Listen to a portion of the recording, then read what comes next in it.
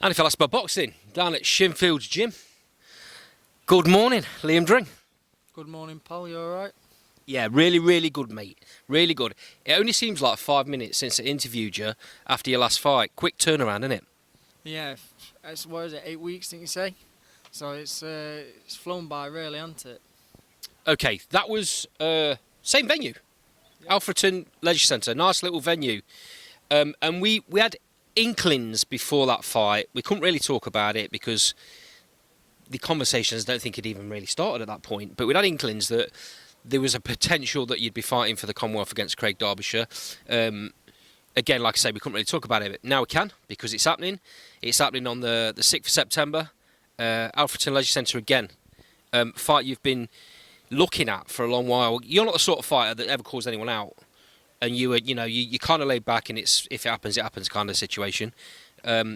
You've always said that and you've always been respectful. But now it's here. What do you think? Oh, I'm buzzing, you know what I mean? Finally got that shot to go for the full Commonwealth. I trusted in my team, such as Jay and Mike and John and Harry to get me that fight, and they've done it. So now that it's here, I'm happy. Obviously, 2 weeks out, absolutely buzzing. Can't wait for fight night, really. I've just said this, a short turnaround. 8 weeks between fights is not a lot. How do you manage that come down from the last fight? You have to have a bit of a relaxing time because you got to make weight. How do you then manage that to then come back up and get sharp at exactly the right point for this? So obviously, yeah, it's like you say, you've got to have that rest, and I did have that rest.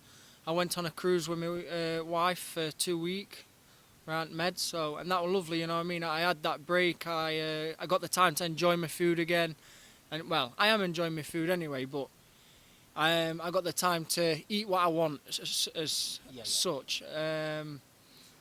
And yeah, I enjoyed the break. It was good to have. I was still going to the gym while I was on the cruise, every other night, this, that and other, running, weights, stuff like that. So I did keep myself in it. I was enjoying my food and eating what I want, but I was also making sensible choices while I was on board. You know what I mean? I weren't going out and then going for cakes after cakes after cakes. So just mindful of my weight, really, for when coming back, I had a good starting point to hit this camp.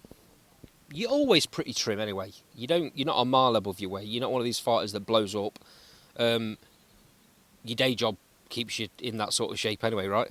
Oh yeah, it keeps you active, and it's like that. It were nice to have that 2 weeks off from work, from training, from everything really, and just have a bit of downtime. And obviously coming back, then I'm back at work, training twice a day, every day. You know what I mean? So it's back to full ball. Liam, it's about mind as well as body though, isn't it? Because when you're focusing on camp, you're always switched on. I'm guessing that 2 weeks that you had where you was on the cruise, looking out at sea, into your missus's eyes and all that malarkey. Yeah. I bet that's completely switched your brain off, right?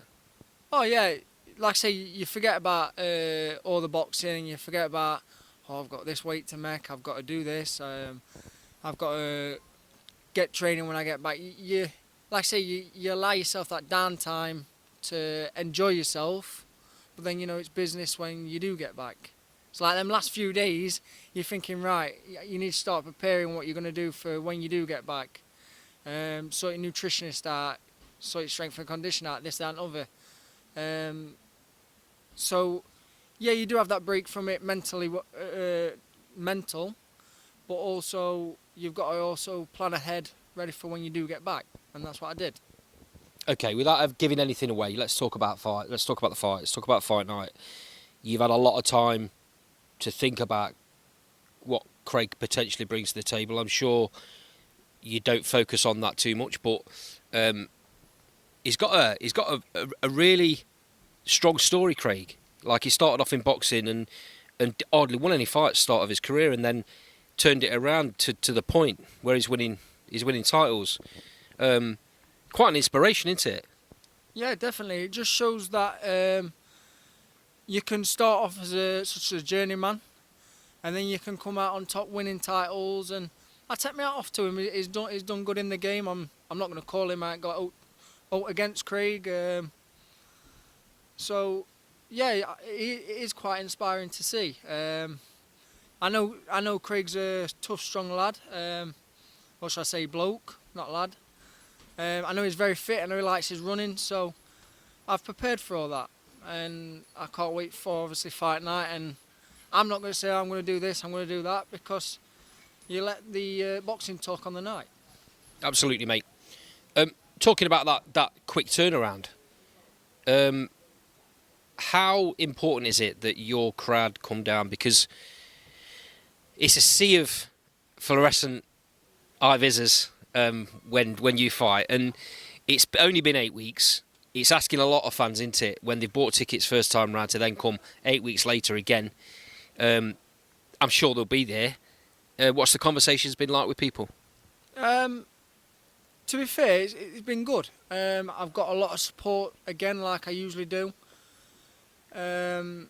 Me personally, I know it's not cheap, and I know obviously there's other factors to account into it. You got to look. Some people got to look for childcare, so then they've got to get taxes. Then it's an extra, say, £100 on top for drinks, this, that, and other. So I know it's not cheap, and I appreciate everyone that has gone and bought a ticket. It helps massively, and it helps put the shows on and these big fights. Don't happen otherwise, do they? I mean, any kind of fight, 6-rounder, 4-rounder, 8-rounder, you're paying for your opponent. This is a bit of a different situation in that it's a title fight, so there's even more on the line. Yeah, it's with title fights. Obviously, you've still got to pay for your opponent. You've got to pay sanction fees for certain titles, and depending on what title it is, the higher the sanction fee, should I say. Yep. That all comes out of ticket sales. So everyone that has bought a ticket has basically helped contribute to make this fight happen, make the title fight happen, pay for judges, officials, this, that and other. And like I say, without that, without sponsorship, without people buying tickets and the support, it just don't happen. So I do appreciate everyone that has bought a ticket, everyone that has sponsored me. It's amazing. Right, mate, we'll leave it there. I know you've got to go and get yourself warmed up for sparring. I think last spar before the fight. Have a good one, mate. I'll see you down fight night. Sam, thank you very much.